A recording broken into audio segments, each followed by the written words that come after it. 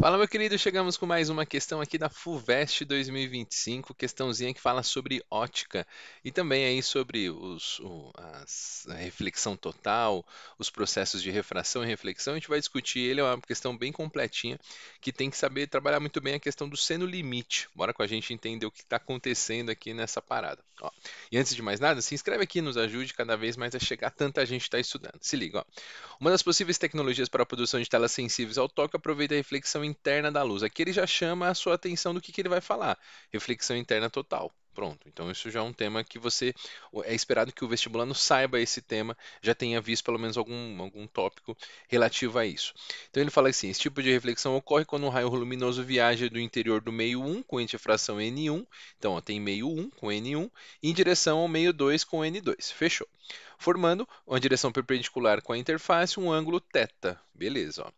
E maior do que um certo valor do ângulo limite. Então a gente tem, não sei se você se lembra, vou até colocar aqui para você, a gente tinha duas definições. Se a gente tinha, a gente colocava aqui, né, o seno do ângulo limite, esse seno do ângulo limite, se acontece um valor menor, esse ângulo for menor que o ângulo do seno limite, acontece o que a gente chama de refração. A refração é o fenômeno que vai acontecer se for menor. Agora, se for maior do que o seno limite, a gente acontece o fenômeno da reflexão. Então, é o primeiro passo que o aluno precisava lembrar. Então, porque se o ângulo for muito pequenininho, a tendência é que o raio saia daqui, né? E se o ângulo for muito grande, a tendência é que ele bata aqui nesse ponto e sofra reflexão. Beleza? Então, esse aqui é esperado que você saiba.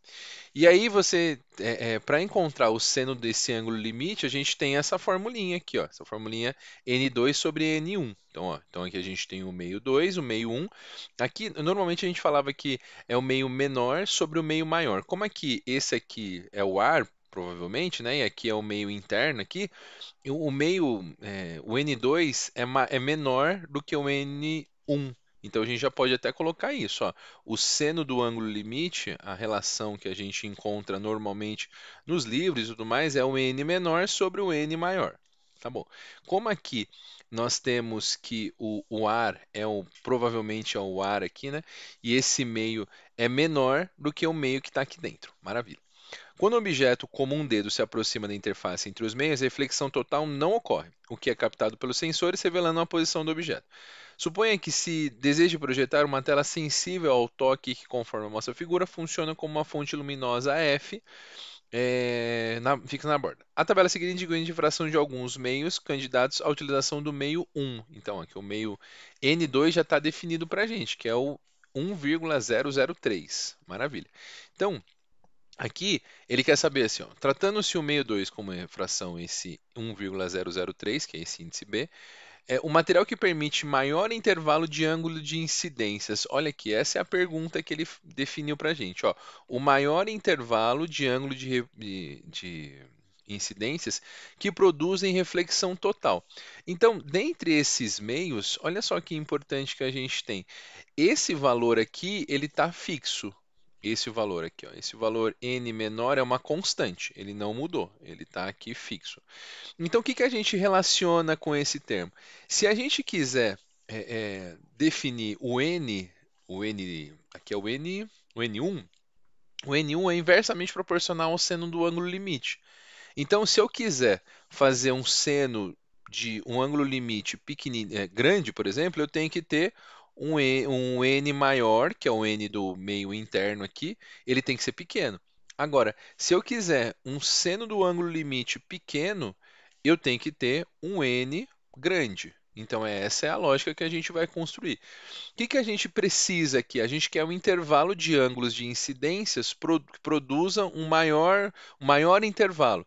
Para que aconteça um maior intervalo aqui nesse trecho, por exemplo, se a gente colocar aqui que esse ângulo aqui, ó, esse ângulo limite aqui, seja pequeno, vamos imaginar essa situação, tá? Se ele for pequeno, se eu colocar um ângulo de refração pequeno, eu tenho uma maior chance de possíveis valores. Ó, aqui, aqui eu tenho vários valores que eu conseguiria.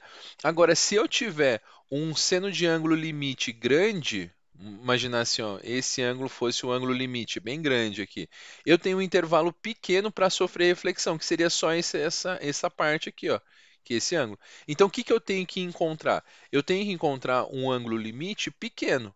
Então, olha só, então o meu ângulo limite aqui tem que ser pequeno.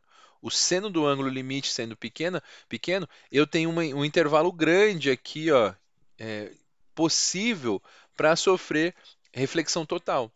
Isso, se eu tenho um ângulo limite pequeno, eu sendo do ângulo limite pequeno, o meu n tem que ser grande. Dentre as tabelas aqui apresentadas, aquele que tem o maior índice de refração é o que eu encaixo com 1,489. É só você fazer a comparação. Então, eu poderia aqui dizer que seno de L e N2, né? N2 ou N1? N1 devem ser inversamente proporcionais. Então, a gente coloca que eles são inversamente proporcionais. E quando eu penso que eles são inversamente proporcionais, esses valores que a gente define aqui para você, dentre os apresentados, esse valor tem que ser pequeno, né? Com um seno pequeno, eu tenho que ter um N1 grande.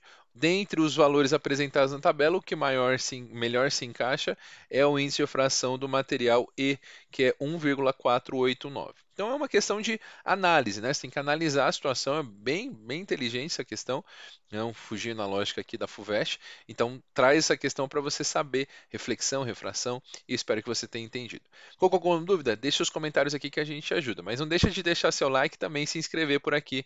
Grande abraço e até a próxima. Valeu!